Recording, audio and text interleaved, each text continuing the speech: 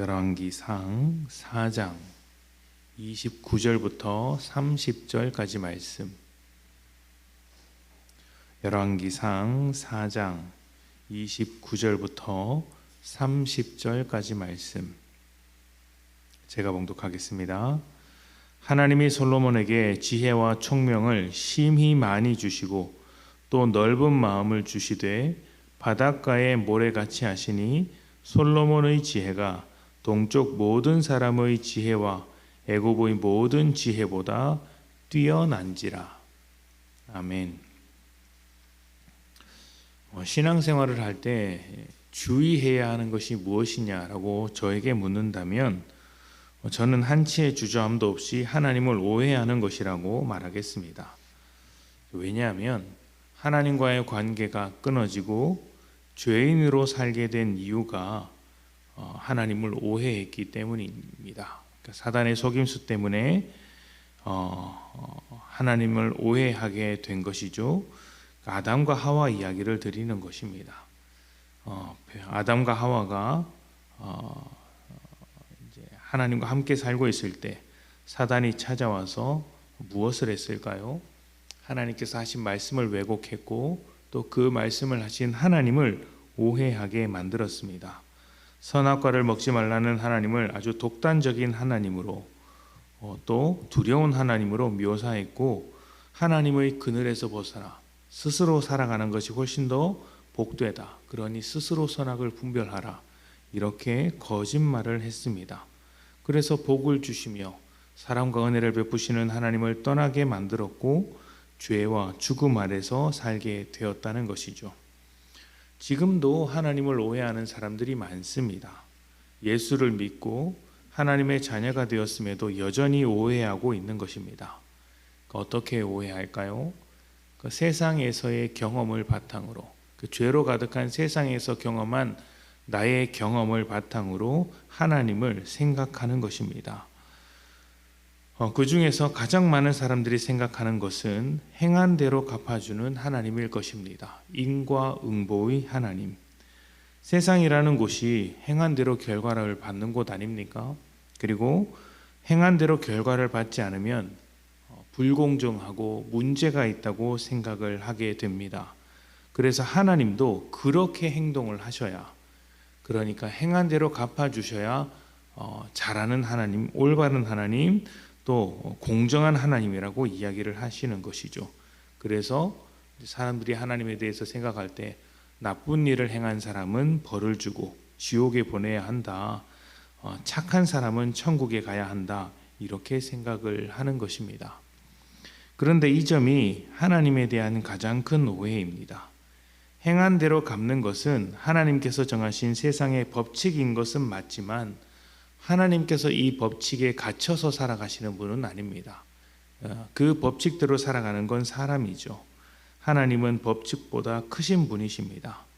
하나님은 모든 법칙, 우리의 모든 생각 이상의 존재입니다. 하나님은 하나님의 목적과 뜻에 따라서 얼마든지 자유롭게 일하실 수 있는 것이죠. 그분의 뜻이 무엇입니까? 사람을 사랑하는 것이고 사람을 복되게 하는 것 아닙니까? 그래서 행한 대로 갚으시는 분이 아니라 은혜로 일을 하시는 분이 되십니다. 만약 하나님께서 행한 대로 벌을 주시는 분이라면 누가 복을 받을 수 있겠습니까? 사람들은 착한 사람이 천국 가고 복을 받아야 한다고 말을 합니다. 그런데 누가 착합니까? 다른 사람에게 피해를 주지 않는 사람이 착한 사람이라고 할 수 있을까요? 남에게 아무런 피해를 주지 않고 있더라도 방관하고 있으면 선한 일을 하지 않는 악을 행하는 것입니다. 악한 일을 하지 않아서 착한 것이 아니라 선한 일을 하지 않아서 악한 것이죠. 사람들이 기독교를 불편하게 생각하는 것 중에 하나가 최악의 범죄자도 생각보다 쉽게 구원을 받을 수 있기 때문입니다.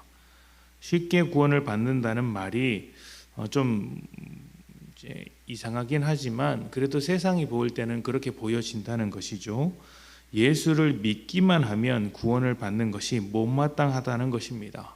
적어도 자기가 저지른 범죄에 대해서 처벌을 받고 피해자들에게 용서를 구해야 하며 저지른 죄를 씻을 만큼의 선행을 해야 구원을 주는 것이 맞지 않는가, 이렇게 생각을 합니다.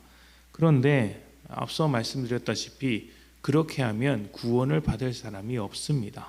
단 한 사람도 없습니다.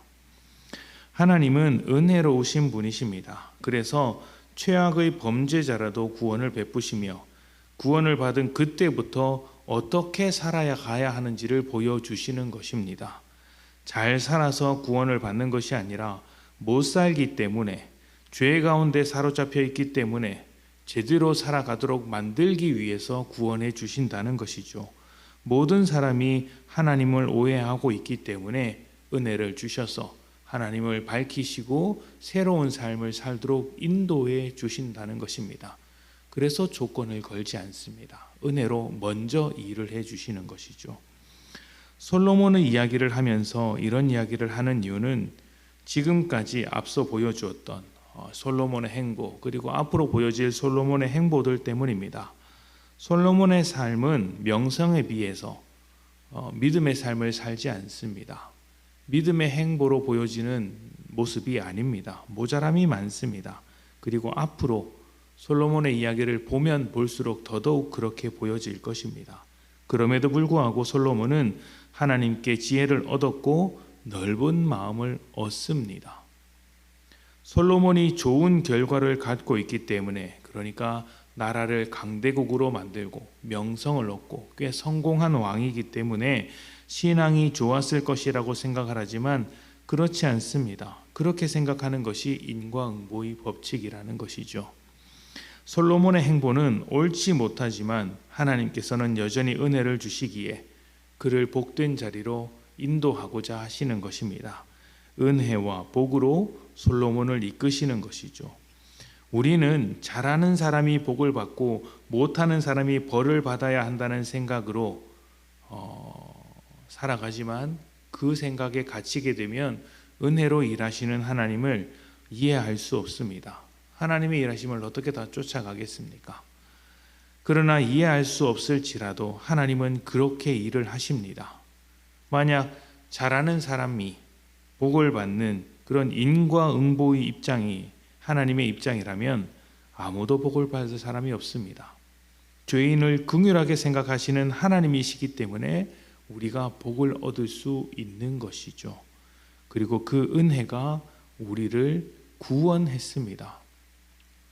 악인이 잘 되는 것을 보면서 이해할 수 없다, 하나님은 불공평하다, 또 선한 사람이 고통받는 것을 보면서 하나님은 어디 가셨냐, 이렇게 단정하지 마십시오. 우리가 어떻게 하나님의 그 모든 일하심을 쫓아가겠습니까?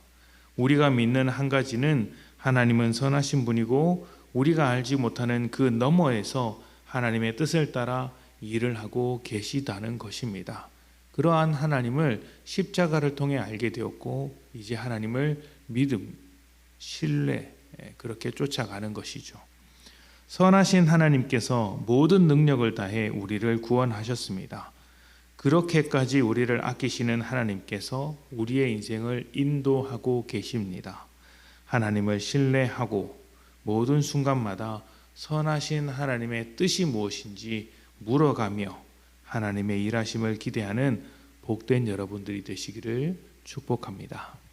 함께 기도합니다.